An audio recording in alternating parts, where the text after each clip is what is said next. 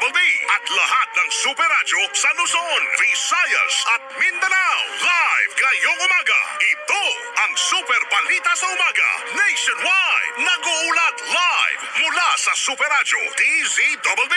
Narito sila Joel Reyes-Abel at Melo Del Prado.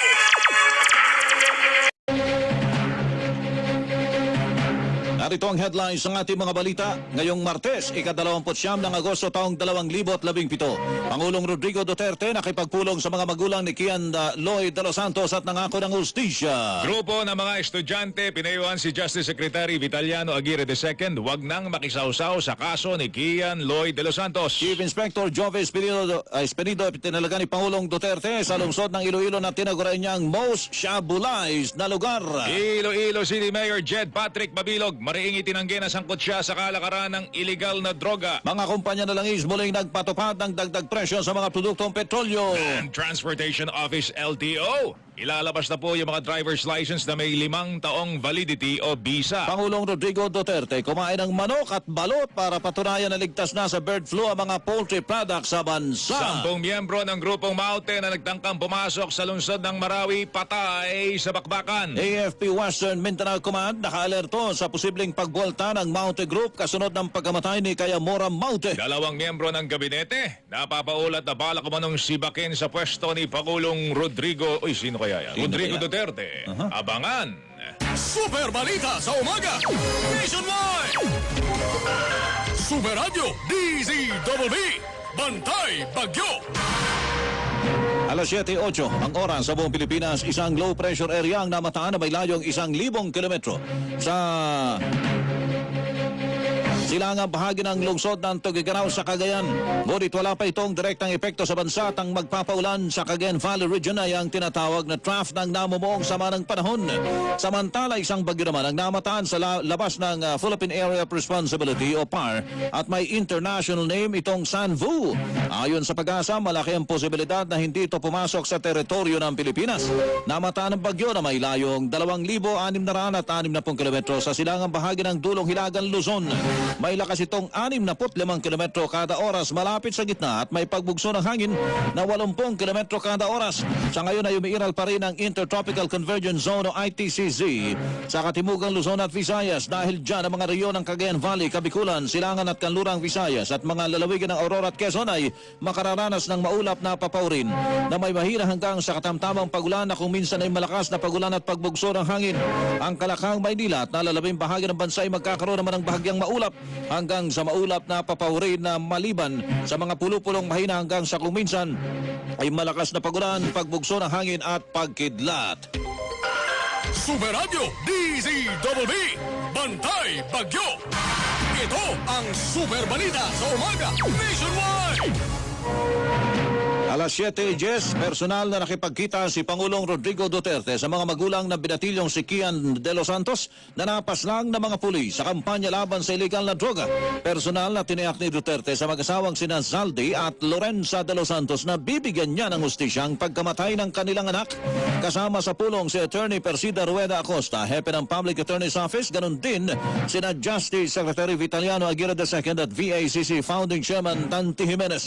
Ayon kay Aling Lorenza, nangako ang Pangulo na mabubulok sa pita ng 3 pulis na sangkot sa pagkamatay ni Kian sakaling mapatunayang lumabag ang mga ito sa batas. Pinangako naman po niya sa amin na sa lalong madaling panahon ay tutulungan po kami na malutas yung kaso dahil hindi po niya papayagan kung sino man daw po yung nagkasala ay dapat maparusahan. Ang tinig ni Aling Lorenza de los Santos, inihayag naman ni Acosta na hindi mo na nagugustuhan ng pamilya de los Santos ang paggamit ng ilang grupo sa isyu ng pagkamatay ni Kian para isulong ang kanilang personal at politikal na interes. Ayaw nga nilang mapoliticize ang pangkay nitong si Kian. Nagtusa na nga yung bata, pinatay ng walang awa, pagkatapos lilibot pa kung saan-saan at sari-saring mga panggagamit.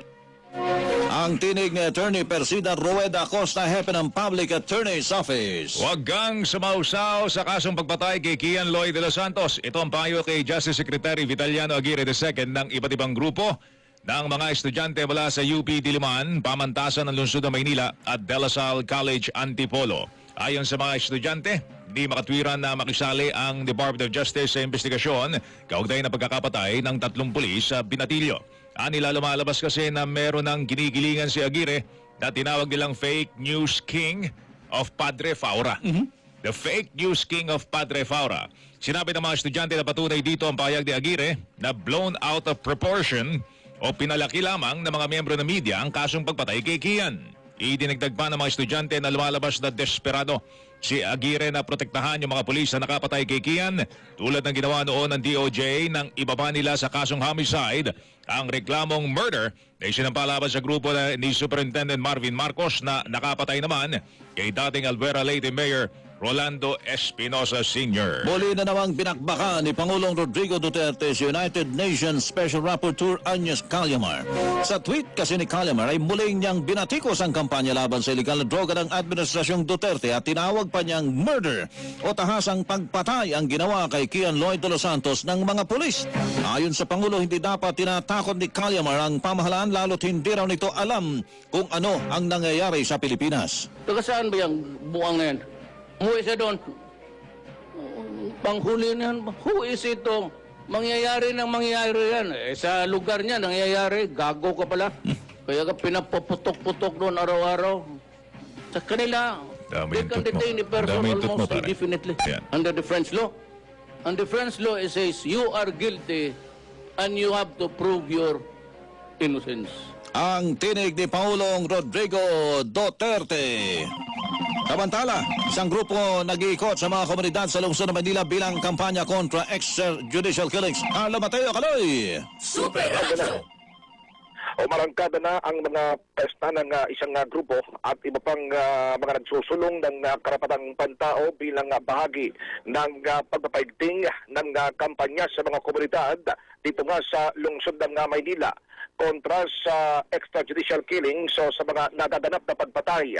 Naglalakihang mga steamer na may nakasulat na Stop the Killings at Justice for Kian ang ibinabandila ng grupo o ng Partido Lakas ng Masa sa kanilang paglalibot dito nga sa bahagi ng Sampaloc, Maynila kung saan may mga naitalang pagpatay sa mga nakalipas na linggo na inuugnay sa sindikato ng iligal na droga. Binakbakan din ng grupo ang walang habas na patayan kung saan ang karamihan sa mga biktima ay pawa mula sa mga mahirap na komunidad.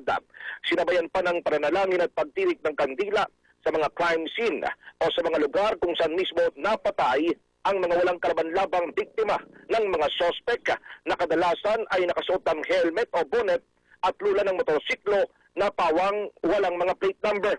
Sa dami ng naitalang kaso sa tinaguriang Death Under Inquiry o DUI sa Manila Police District na pinagbabaril din ng riding in tandem na nanatiling walang suspect ang mga otoridad. Ang inyong kapuso, Carlo Mateo ng GMA Super Radio DCWB. Naguulat para sa balita sa umaga nationwide, walang kinikilingan, walang pinoprotektahan na. Breaking down yun. Ito ba yun, pare? Sino ba yun, pare? Ikaw. Okay.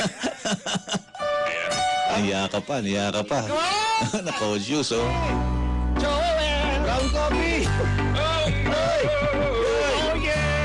Platinum na rin, no? Platinum na. Hindi, ha? Ano ba ang sunod sa platinum?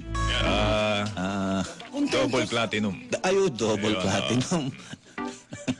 Ganda to. Nung patay dosa, Dosong kanto. Ayun. Oh, yeah.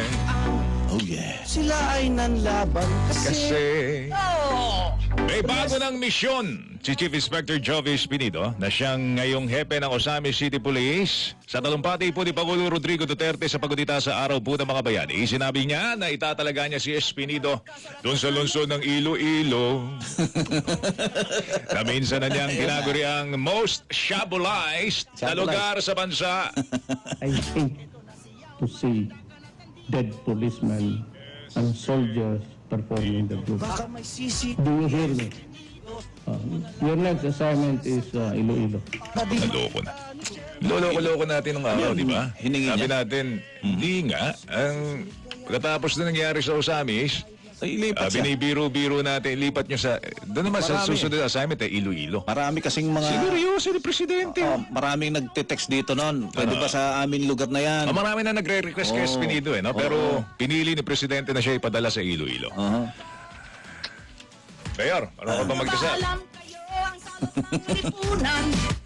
Sinabi ni Duterte na matunog ang pangalan ni Espinito dahil palaging napapatay yung mga alkaldeng sangkot sa illegal na droga kung saan man siya nakadestino. Kabilang narito yung pagkakapatay kay dating Alvera Leyte Mayor Rolando Espinosa Sr. at kay Osami City Mayor Rolando Parahinog Sr. Dahil po dito nagbiro si Duterte, tinanong si Espinito kung mabubuhay pa kaya si Iloilo City Mayor Jed Patrick Mabilog na nasa narco list ng Pangulo. I will ask you again, you ask for the assignments latest. Namatay ang mayor doon. You ask for another assignment sa Osamis, namatay ang mayor doon. Si Parahinog. Ngayon gusto mo sa Iloilo, kasi si Mabilog has been identified as a protector. Mayor, mabuhi ka siya? Gusto ko nang tanungin kasi ako naman ang pagbibintangan. Ito nga nagbaril dyan, tapos ang nagpapublish kung saan-saan. Ngayon, kasabay nito ay pinayuhan ni Duterte si Espinito at mga otoridad na sundin. Ulitin natin yun, pare. Sundin ang rules of engagement. Oo naman. Rules of engagement, Major, Chief Inspector. Ngunit kung manlaban umano ang mga kriminal, ay pagbabarilin ng mga pulis yung mga yan. Tell your men that whenever their life is in danger and they are in the actual performance of a duty, your duty requires you to overcome the resistance of the person you are arresting. Not only just shouting at him to surrender, because if he does not, and he resists, and it is a violent one, placing in jeopardy the lives of my policemen and of course the military, you are free to kill the idiots. Po, Free to kill the idiots. Tinig po yan ni Pangulong Rodrigo Duterte. ayos. Wow. Breaking down yun. Sapa. Breaking down. Oo. Double platinum na nga yan eh. Ay! Igon! Ay, Ali! Joel. Joel. Ito na, oh. Alas 7:19 na po. Handang-handa na sumabak si Chief Inspector Jove Espinido sa bago niyang assignment sa lungsod ng Iloilo. Ayon kay Espinido, bago pa man siya italaga sa lungsod ng Iloilo, ay mayroon na siyang nakakalap na impormasyon tungkol sa kalakalan ng droga sa naturang lungsod. Sa gitna niyan, binigyang din Espinido na hindi naman siya berdugo kaugnay ng kampanya laban sa droga at pro-life umano siya. Kung hindi yan mamatay, hindi talaga yun mamatay. Kung hindi din natin gusto patayin, kung mamatay siya, mamatay talaga. Because I believe na yung buhay natin, ang may-ari, ang Panginoon. Pro-life tayo talaga. Tingnan nyo ang record ko. Kahit ato. Kasabay nito, sinabi ng Espinido na sa bawat operasyon na kanyang ginagawa ay pinagdarasal niya na sana hindi ito humantong sa palitan ng putok. Before mag-operation, manalangin, maghingi ng pentolot Panginoon na even one single bullet of fire na makaputok, wala talaga sana. Pero hindi natin mapigilan kung may mangyari doon mismo. Pero at least kung hiningi natin sa Panginoon na sana Lord, walang putok, kung may putok lang, galing sa amin, hindi galing sa kalaban, kaya mamatay tayo. Ang tinig po ni Chief Inspector Jove Espinido. Hindi pa rin burado yung pangalan ni Iloilo City Mayor Jed Patrick Mabilog sa narcolist ni Pangulong Rodrigo Duterte. Ayon kay Duterte, kasama pa rin sa updated narcolist ang pangalan ni Mabilog na sinasabing protektor umano ng droga. Dahil po dito, pinayuhan ni Pangulong Duterte si Mabilog, tigilan na ang koneksyon sa illegal na droga. Well, I tell you again, Mayor, dinadawit ka. For the longest time, updated list na niyan ka. To sa totoo lang, ngayon pang wala na nangyari, baka gusto mo nang tapusin ang connection mo. Do not protect, do not call the police. Ganito na ganito.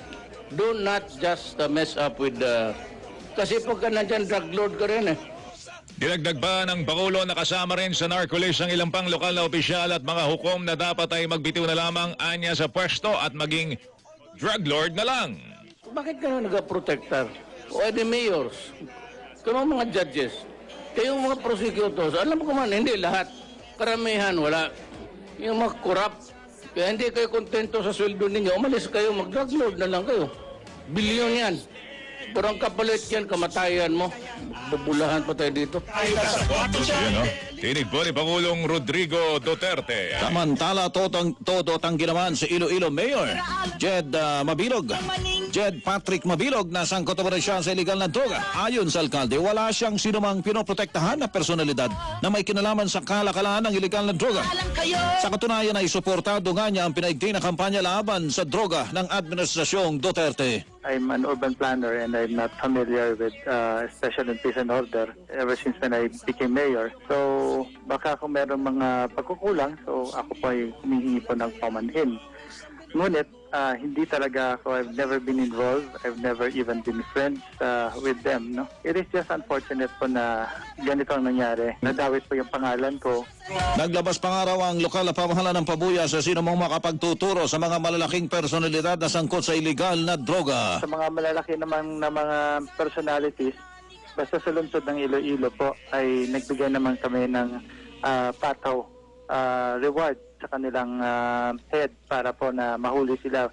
As much as 1 billion pesos po ang binigay namin. Breaking down yun.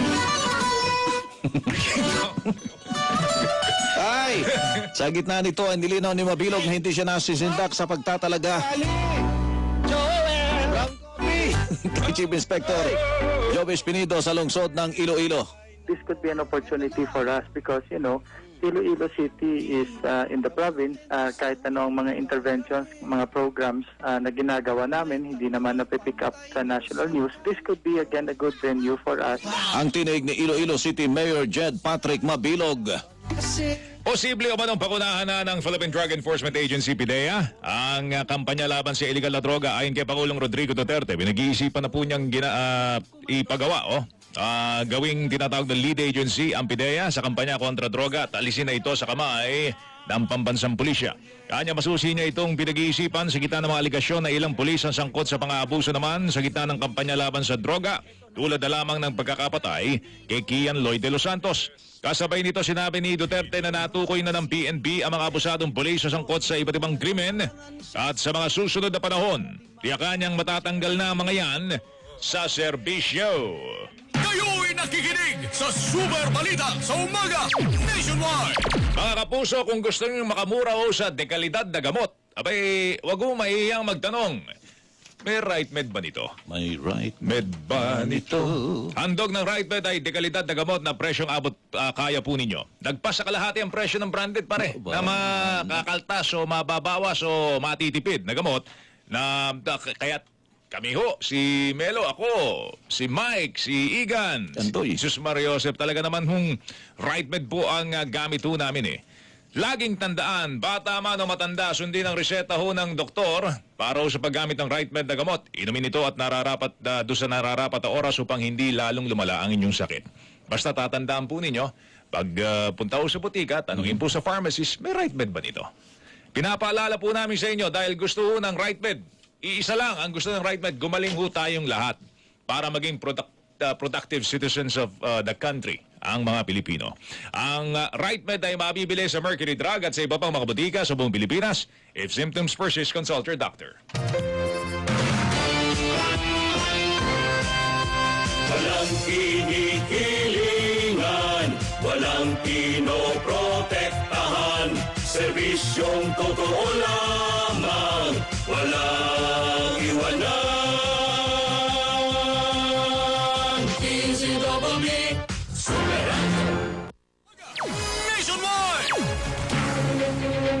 Alas 7:28 na ang oras sa buong Pilipinas.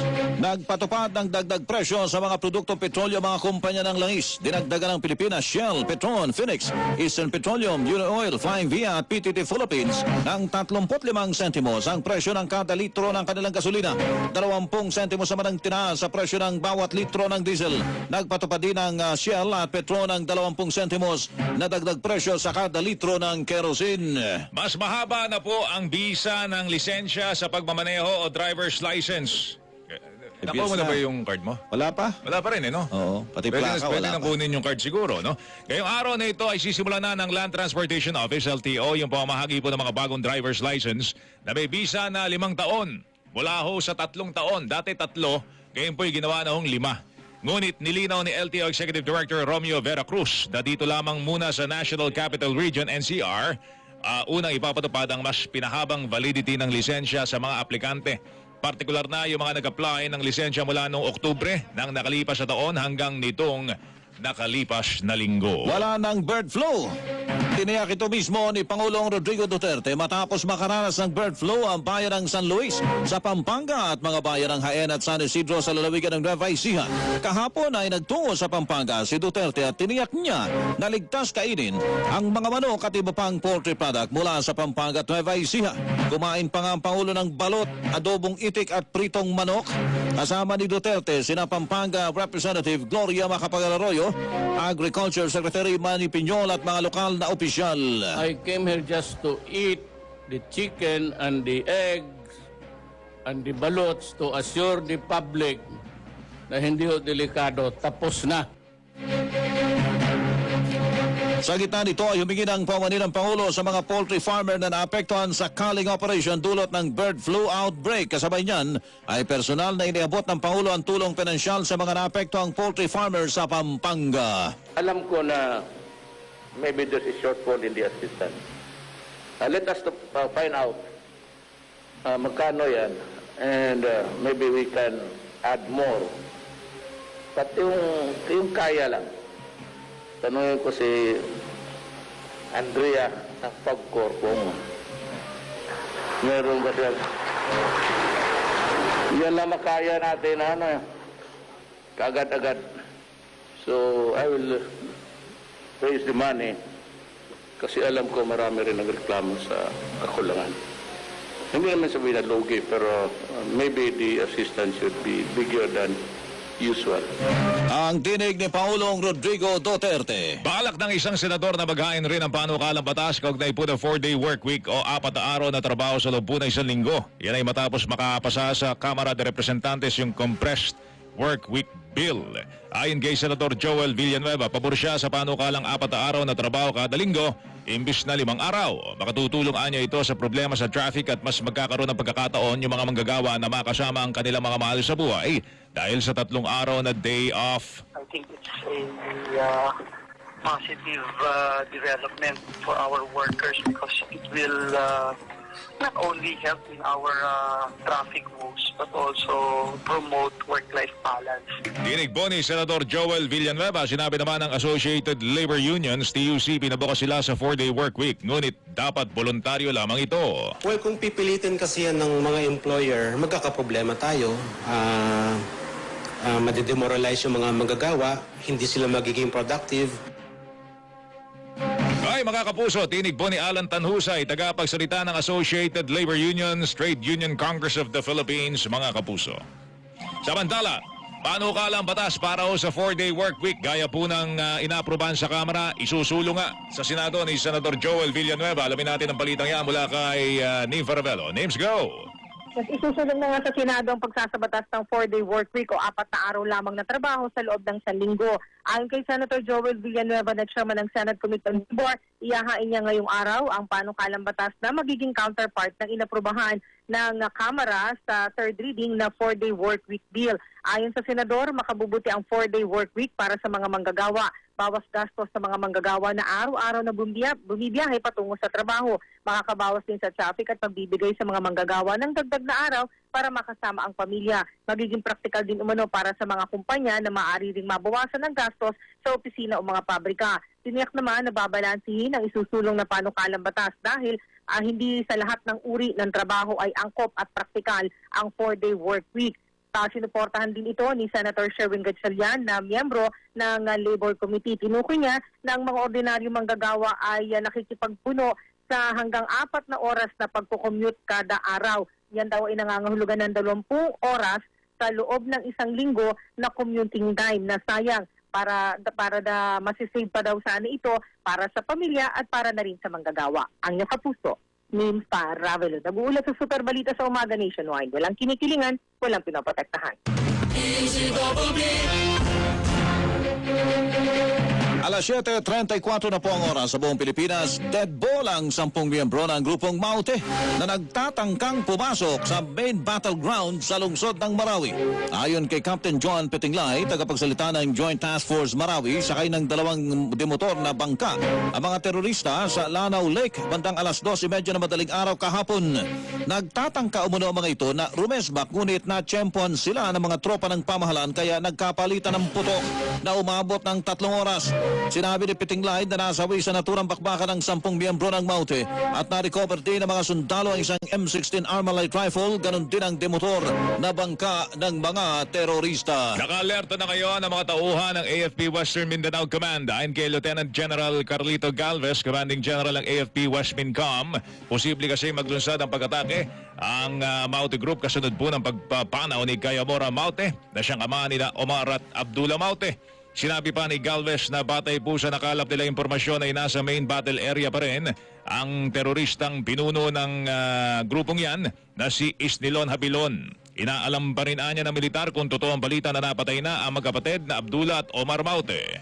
All of the West Mincom AOR were now placed on a vigilant alert for any sympathetic attacks coming from the mountain.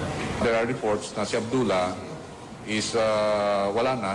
Si Omar na lang yung natitira doon sa loob.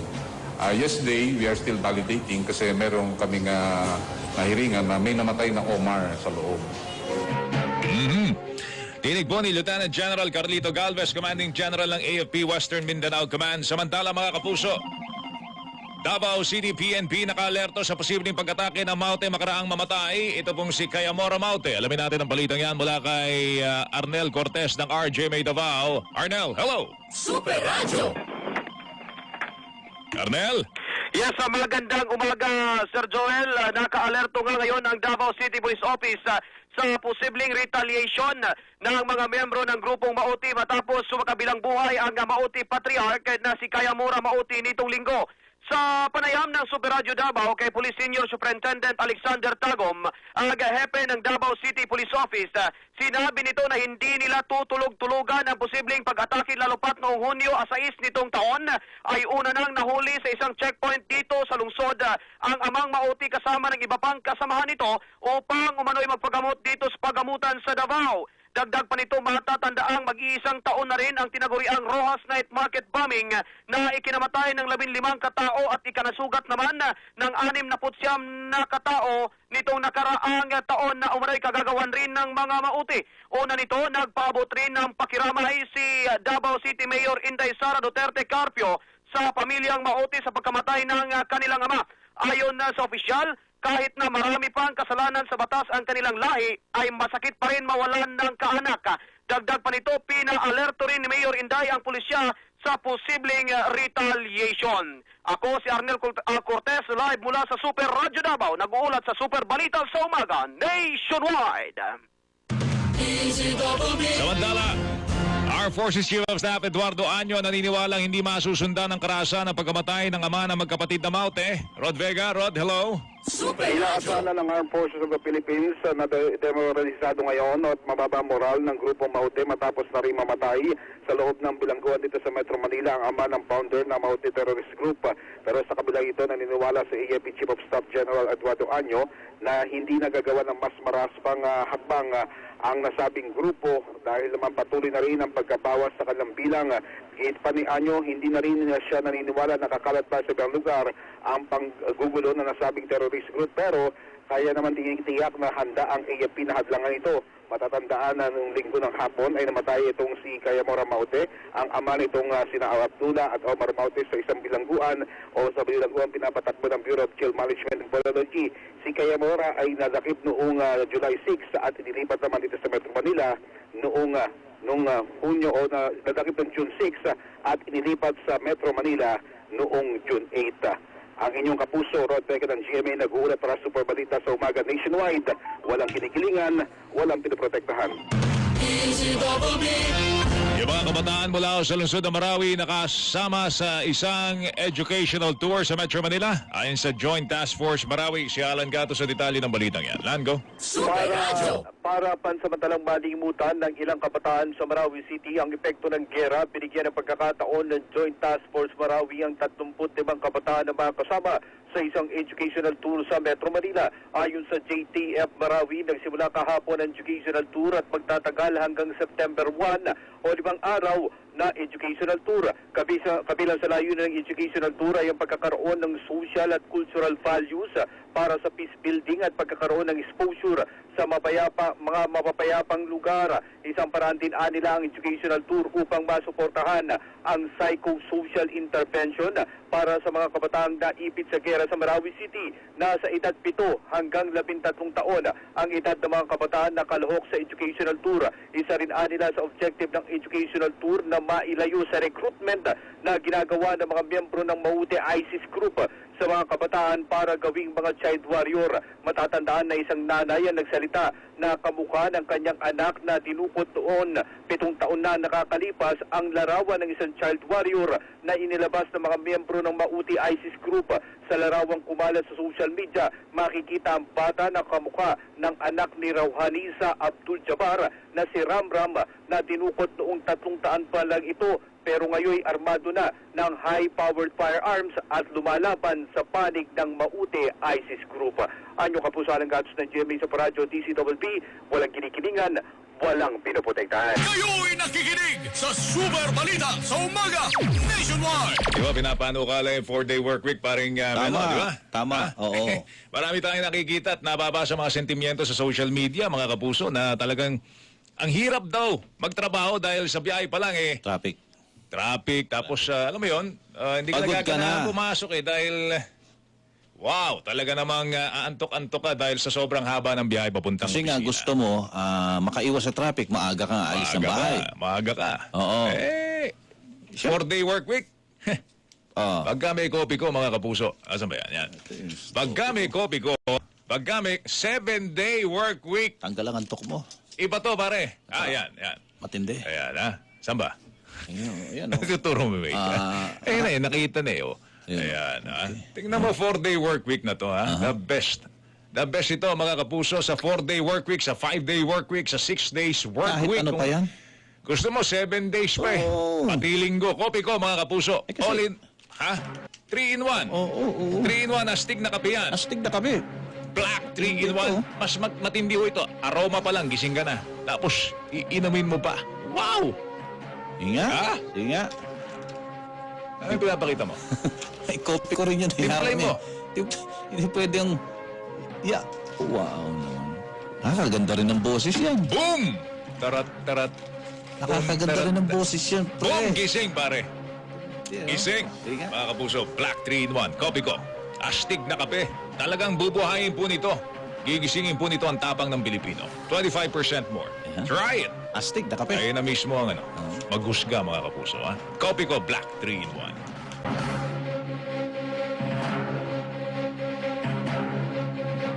Ng order of Lapu-Lapu mga pulis at sundalong nagbuwis ng buhay sa pakikipagwakbakan sa grupong Maute. Ang order of Lapu-Lapu ay binibigay sa mga opisyal ng gobyerno at mga pribadong individual na naglaan ng hindi matatawaran sa sa kampanya o advokasya ng Pangulo. Nakatanggap din ang Order of Lapu-Lapu Award si Chief Inspector Jove Espirido na malaki na itulong sa pinaigting na kampanya laban sa droga ng Administrasyong Duterte. Tinanggal na sa pwesto ang 2 pulis na nakapatay sa isang sundalo na sumabak sa bakbakan sa lungsod ng Marawi. Bata-tandang pinagbabaril ng mga pulis si Private First Class Rodilo Bartolome ng Philippine Army habang ito'y pauwi sa Zamboanga del Sur para bisitahin ang kanyang pamilya. Ayon kay PNP Director General Bato de la Rosa, inilagay na sa camp restriction sa lungsod ng Pagadian. Ito pong sina PO2 Ronald Zeros at PO1 Michael Bulanday. Batay ho sa salaysay ng mga pulis, nakatanggap sila ng report na isang armadong lalaki ang nagwawala, kaya agad silang rumisponde. Kwento ng 2 pulis, bumunot umano ng barel si Bartolome kaya kanila itong pinaputukan. Ngunit sinabi ng mga saksi na hindi bumunot ng barel ang sundalo at kinuha lang dito ang kanyang wallet o portamoneda para ipakita ang kanyang identification card. Idinagdag pa ng mga militar na binigyan nila ng overnight pass. Ito pong si Bartolome para mabisita ang kanyang pamilya. Bago po nito'y sumailalim pa nila sa debriefing itong si Bartolome at wala silang nakitang anumang tinatawag na crisis stress. Taliwa sa akusasyon ng 2 pulis na balisa umano ang naturang sundalo at tila wala sa matinong pag-iisip. May mga umuugong na balita na nakatakda umunong sibakin sa pwesto ni Pangulong Rodrigo Duterte ang 2 miyembro ng kanyang gabinete. Batay sa informante ng pahayagang The Philippine Star, balak ni Duterte na magpatupad ng regodon. Partikular umunong balak sibakin sa pwesto ng Pangulo ang 2 kalihim dahil umano sa conflict of interest. Matatanda ang noong nakalipas sa taon, tinanggal sa pwesto ni Pangulong Duterte sina dating Interior and Local Government Secretary Ismael Sueno at National Irrigation Administration o NIA Administrator Peter Laviña dahil sa alingas-ngas ng katiwalian. Hindi rin nakapasa sa makapangyarihang commission and appointments sina dating Foreign Affairs Secretary Perfecto Yasay Jr., dating Environment Secretary Gina Lopez at dating Social Welfare Secretary Judy Taguiwalo. Samantala, mga kapuso, Pangulong Duterte hindi naniniwala na nagagamit ng mga komunista ang pondo para sa Pantawid Pamilya Program ng Department of Social Welfare and Development. Tuesday New Tuesday! Super Radio! Mabilis na itinanggi ni Pangulong Rodrigo Duterte ang ilang palagay na baka nagagamit na ng New People's Army ang pera ng gobyerno. Kasunod ito ng ilang ulat na natanggap umano ni Pangulong Duterte na di umano nabibigyan din ni dating DSWD Secretary Judy Taguiwalo ng suporta ang mga dati nitong kasamahan sa makakaliwang grupo. Gayunpaman, sa isang panayam sa Pangulo, sinabi nito na kung pagkain naman ang itinamimigay ay okay lang sa kanya. Lalo na at marami rin naman mga NPA ay pawang mahihirap. Sinabi ng Pangulo na sa ngayon ay wala namang konkretong ebidensya na magpapatunay sa ilang suspekta laban kay Taguiwalo. Ang problema lamang anya ay kung pera ang naipamimigay, baka ito ay ibili ng NPA ng mga bala o armas para palakasin ang kanilang pwersa laban sa tropa ng gobyerno. Ito anya ay lalo pat sinabi na kamakailan ni CPP-NPA Founding Chairman Jose Maria Sison na nagpapalawak sila ng pwersa at nagpapatuloy ang kanilang recruitment. Meron anya siyang mga natatanggap na report, subalit hindi niya ito pinaniniwalaan. Ayaw niya niyang husgahan si Taguiwalo at iba pang mga dating militante na kinuha niya at binigyan ng pwesto sa gobyerno at makabubuting ipaubayan na lamang ang paghusga sa iba. Ang inyong kapuso, Tuesday 7 News nag-uulat para sa Super Balita sa Umaga Nationwide. Walang kinikilingan, walang pinoprotektahan. Chillax ka lang muna. Chillax. Yan ang payo ni Pangulong Rodrigo Duterte kay dating Customs Commissioner Nick Faeldon. Matapos po siya matawid sa kaliwat ka ng kontrobersiya kaugnay po ng katiwalian sa customs bukod pa sa pagkakapasok naman ng mahigit sa 6 na bilyong pisong halaga ng shabu mula sa China. Ayon kay Duterte, pinagsabihan niya si Faeldon, mag-relax ka muna at saka na lang tayo mag-usap. Idinagdag pa na bakula na posibleng bigyan niya ng panibagong posisyon si Faeldon na hindi na kailangan pang dumaan sa Commission on Appointments. I told them to take a few days off. We'll talk about this, about everything after that. Pahinga ka na lang muna. Kinig po ni Pangulong Rodrigo Duterte, mga kapuso. Samantala, mahigit sa 4 na bilyong pisong alokasyon ng Bureau of Customs para sa dagdag na tauhan. Hindi na nga nakakapag-deliver sa koleksyon. Humingi pa ng karagdagang 4 na bilyon.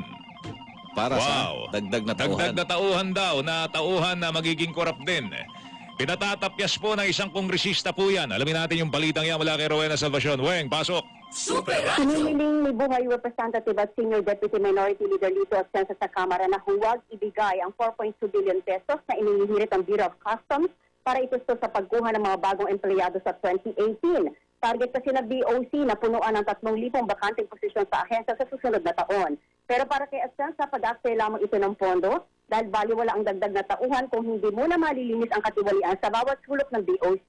Duda ang kongresista kung kakayanin ng bagong Customs Commissioner na si Isidro La Peña na patinuin ang ahensya dahil sadyang marami umunong butas ang sistema nito na dahilan ng maraming kabiguan. Kahit umano ang mismo mga opisyal at empleyado ng BOC ay gustong manatili sa bulok na sistema ang kanilang ahensya dahil dito sila kumikita. Iginit ni Atienza na para maputol ang ganitong kalakaran, isa sa pwedeng gawin ay pagtibayin ang tinatawag na prior screening sa mga shipment bago pumasok dito sa Pilipinas. Ibig sabihin, Sa port of origin pa lamang, kailangan na maisailalim ang shipment sa mahigpit na screening para doon pa lamang matutukoy na kung kontrabando ito. Ang inyong kapuso, Rowena Salvacion ng GMA, nag-uulat sa Super Balita sa umaga nationwide, walang kinikilingan, walang pinuprotektahan. Samantala, isang tao patay, 2 na ospital, makarang tama ng kidlat sa Miagao, dyan sa Iloilo. Tawagin natin ang balita ni Idol. Si Idol, Ivan Aguana. Ivan, pasok pare. Yes sir, Idol, patay ang isang lalaki ng matamaan ng kidlat sa barangay Maninila, bayan ng Miagao dito sa Iloilo. Habang ito ay naminingwit kasama ang kanyang 2 pinsan. Inalang biktima na si Hilario Feldad, 42 anyos at residente ng naturang lugar. Ayon sa ito ng Miagao PNP na napuruan at nasulog ang katawan ni Feldad habang tumilapo naman ang mga pinsan nito na sina John Mark at Jomar Mahinli ng tama ng malakas na kidlat. Ayon sa ulat na nagulat na lamang ang 2 ng magising at nakita ang sunog na katawan ng kanilang pinsan na si Hilario Feldad. Ang live mula sa lungsod ng Iloilo, ang inyong kapuso ay Panagwana nag-uulat para sa Super Balita sa umaga nationwide. Walang kinikilingan, walang protektahan. Alas 7:52, nagpalipad na naman ng missile ang North Korea na dumaan pa sa teritoryo ng Japan. Bumagsak ang missile sa karagatan sa hilagang bahagi ng Hokkaido region. Naniniwala ang Amerika, Japan at South Korea na isang uri ng ballistic missile ang pinalipad ng North Korea. Pero ginit ng Korea o ng NOCOR na rocket lamang na may nakakabit na communication satellite. Ano ba yun? Parang may binobosuhan si si Kim Jong-un nilalarga bista pa Ano daw, communication satellite, rocket na may nakakabit ng communication satellite ang kanilang pinalipad. Ayon naman sa South Korea, ang missile ay pinalipad ng North Korea mula sa Sunan region, malapit sa kabisera ng Pyongyang bago mag-alas 6 ngayong umaga. Umabot sa 550 kilometro ang taas ng dilipad ng missile bago bumagsak sa silangan ng Cape Erimo sa Hokkaido. Magugunitang nagpalipad din ng 3 short-range missile ang North Korea nitong Sabado mula sa Gangwon Province. Ito ang Super Balita sa umaga nationwide. Nako, hindi na uuso ngayon ng kahoy, na pamukaan po sa mga ginagawa ninyong bahay. Ang uso po ngayon, mahirap na rin yung kahoy ngayon, parang Joel. Milagban tayo. Ito na po, light steel frames. Ito na po uso ngayon, mga kapuso.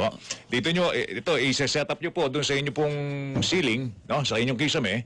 Tapos doon nyo po ikakabit yung gypsum board. Sa wall yan? Yes. Tuturnilyo na lang po yan, mga kapuso. Matibay po ito. Hindi po ito aanayin. Okay. Pero maraming light steel frames. Kaya lang, iisa lang po ang Metatak JMax. Yun lang po, mga kapuso. Ito po, talaga grabe ho ito. Ano ba, sino bang... Ginugulo nyo kami ni Melo, ayan. Itong yung hawak ni Melo, Paloko to kaya ito pang-walling po yan, pang-partition po yan, pang-division yan. Ayun. Ito pong hawak ko, ito pang-ceiling. Ayun. Yan. Pang-ceiling po yan, kakabit yan. Tapos, JMax, mga kapuso. Light steel frame. So, sigurado kayo sa kapal at tibay po nito. Ang importante po rito, pagka ito po pinakabit nyo sa bahay, dapat po una-una gumamit lamang po kayo ng Tatak JMax para sigurado ang kapal at kapit po ng tornilyo. Pangalawa, magpakabit po kayo sa eksperto para yung buong sistema po ninyo ay matibay at maayos po ilagay. Ang JMax po ay merong PS Mark. At tawag doon pare, Product Standard Mark. Kaya sigurado kayo sa kalidad po nito. Makikipagpatayan po kami sa kalidad po nitong JMax, mga kapuso. Ganong katindi yan. Alam mo, Spinido. Ha? Baka mo? Alam mo, Spinido. JMax, mga kapuso. Sigurado kayo sa kapal at tibay po ng JMax. Pwede pang regalo to sa Pasko, ha? Hindi, pwede pang pukpuk din sa ulo ni Ando yan. Ayan, ayos, ano? Doy, hindi ka rito yung ulo mo nga. JMax, mga kapuso, the best. Saksi Sports! Saksi Sports! Saksi! Narito na po, mga kapuso, ang balita tungkol sa pinakamasamang kampanya sa Southeast Asian Games. Nagbabadya para sa Team Pilipinas. At pambansang kamao, Manny Pacquiao tila nag-uurong sulong sa rematch nila ni Jeff Horn. Narito po ang ating kaisa-isahan Sports Saksi. Chino Trinidad. Chino, good morning. Hi, good morning. Nakakalungkot isipin na sa Isang araw lang katatapos ng ating araw ng mga bayani o yung araw natin pambansang bayani. Yung ikinukonsider o hiniirang natin ng mga bayani, mga atleta natin, nagpapakahirap sa ibang bansa, sa lugar po ng Malaysia, pero hindi po sapat yung kanilang pagsisikap at yung paghahanda nila para dito sa Southeast Asian Games. Kaya po, ang lokasyon o yung pwesto ng Pilipinas ay nananatili sa 6. Pero kung bibilangin at susukatin ang ating performance overall dito po sa nagaganap na Southeast Asian Games na meron na lamang 2.5 araw ang nananabi, nakakalungkot at nakakalunos isipin na hindi ba natin maaabot ang kalahati ng target ng ating magagaling na mga sports leaders na dapat gawing mga monumento na sa araw na ito. Ay, mali, sorry. Sorry pong term. Ipagtayo ng monumento ang ating mga sports leaders. Huwag niyong ibaling ang sisi sa mga atleta. Ibaling niyo ang sisi sa ating liderato sapagkat sila ang nagluknok at patuloy na naglulugbok sa Philippine sports sa kung anumang pwesto meron tayo. Pamula sa overall champions ng 2005, ngayon po nasa ika-6 na pwesto tayo. Pamula sa higit 100 medalya, ginto na nakuha natin sa mga nakalipas 1991 at saka 2005. Ngayon, wala pa kong 25 o kalahati ng ipinangako na kukunin ng Pilipinas. Ito po ang detalye ng atin pong balita. Nakaharap sa bigong kampanya ang Team Pilipinas sa SEA Games sa Kuala Lumpur, Malaysia. Malabong-malabo na kasi maabot ng ating mga atleta ang target na 50 gintong medalya. Hindi po mga atleta naglagay ng target na yan. Yung magagaling na mga sports leaders natin ang naglagay dyan. Okay? Sa ngayon, ay nananatili sa ika-6 na pwesto ang Pilipinas na mayroon 23 gintong medalya at 30 silver medals, 57 bronze medals. Okay? Yan po yung record natin. At sa lagay ngayon, posible hindi na maaabot yan yung 20 na gintong medalya na napanalunan nito sa nakalipas sa 2 Southeast Asian Games. 29 na lang, hindi pa natin maabot Southeast Asian Games. Ganyan po, kaganda ang program natin ng sports. Okay? Kahapon ay nanalo, pero ibubunyi pa rin natin ang ating mga atleta sapagkat laban lang ng laban yung mga yan. At nanalo ng 1 gintong medalya at 2 silver medals sa mga atleta Pilipino 2 araw bago magtapos ang Southeast Asian Games. Yan po ang katayuan natin sa kasalukuyan. Ipanalangin po natin, hindi ang mga atleta, pero ang mga nangunguna sa atin, away ng away, walang katapusan. Sino ang collateral damage? Ang Philippine sports as a whole. Sa iba naman balita, tila, naglaban mo ba ang pabagsak mong si Manny Pacquiao? What else is new? Sa rematch din ng Australianong si Jeff Horn. Hindi. Gusto ni Manny Pacquiao kasi to go out in a blaze of glory. Okay? Baka huling laban niya to, hindi natin alam. Pero gaya ng mga boksingero, laban o bawi rin yan.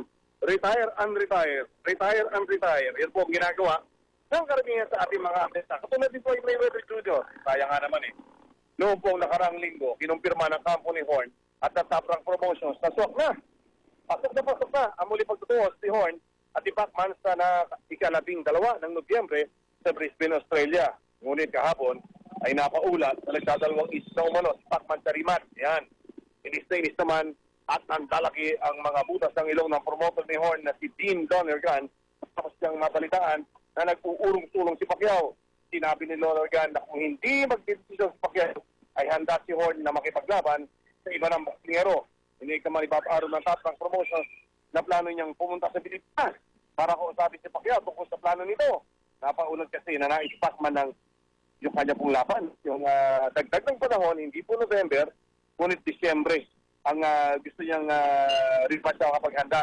Eh siyempre, bigyan natin ang pagkakataon yung mama na paghanda at saka mag-isipang kung ano talagang gusto niyang gawin sa kanyang karir. Tapos dito, balak din ng ni Manny Pacquiao ng ating puting senador na gawin sa susunod niyang na ang gawin ng laban dito po sa ating bansa. Yan po, no? Pwedeng si Horn pa rin, baka naman date lang ang pinagtatanunan dito. Diba? Yan lang ang pinag-uusapan dito. Konting pabuya sa pamamaraan ng oras ang hinihingi ng ating papasakamang si Manny Pacquiao. So nabiti silang marami na baka farewell match na. Kaya sabi ko lang baka farewell match. So pamula po dito sa Tondo High School sa gitna ng Maynila, ako po si Chino Trinidad, ang inyong sponsor free.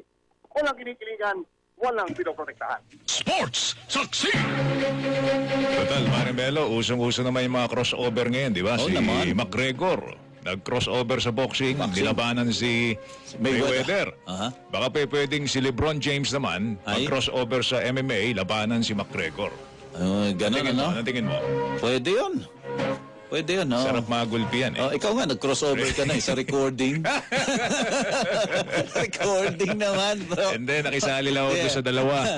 Yan ang mga recording artist natin. Si Ali tsaka si Iga. No? Professional yan, eh. Pero kukuha ko ng voice lessons, don't worry. Saan? Baka, ha?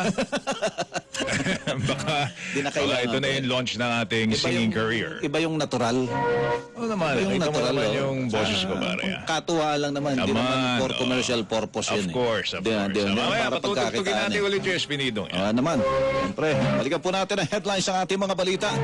Pangulong Rodrigo Duterte nakipagpulong sa mga magulang ni Kian Lloyd de los Santos at nangako ng ustisya. Grupo ng mga estudyante, pinayon si Justice Secretary Vitaliano Aguirre II na huwag makisawsaw sa kaso ni Kian Lloyd de los Santos. Chief Inspector Jovi Espinido at tinalaga ni Pangulong Rodrigo Duterte sa lungsod ng Iloilo na tinagurian niyang most shabulized na lugar. Iloilo City Mayor Jed Patrick Mabilog, maringi tinanggi na sangkot siya sa kalakaran ng illegal na droga. Mga kumpanya na langis muling nagpatupad ang dagdag presyo sa mga produktong petrolyo. Land Transportation Office ilalabas na ang mga driver's license na may 5 taong validity o visa. Pangulong Rodrigo Duterte kumain ng manok at balot para patunayan, uy sarap, na ligtas na sa bird flu ang mga poultry products sa bansa. 10 miyembro ng grupong Maute na nagtangkang pumasok sa Marawi City patay sa bakbakan. AFP Western Mindanao Command nakaalerto sa posibleng pagwalta ng Maute Group kasunod ng pagkamatay ni Kayamora Maute. 2 miyembro ng gabinete na paulat na balak umanong sibakin sa pwesto ni Pangulong Rodrigo Duterte. Sino kaya yung dalawang yan, mga kapuso? Abangan. Sabay niyo kabuuan na mas pinalawak at mas pinalakas sa Super Balita sa Umaga Nationwide. Ako po niyo kapuso, Joel Reyes Abel. Radyo na, TV pa. Balitang walang kinikilingan, walang pinoprotektahan, serbisyong totoo lang. Ako po naman ang inyong lingkod sa ngalan po ni Mike Enriquez. Melo Del Prado po, magandang umaga Luzon, Visayas at Mindanao.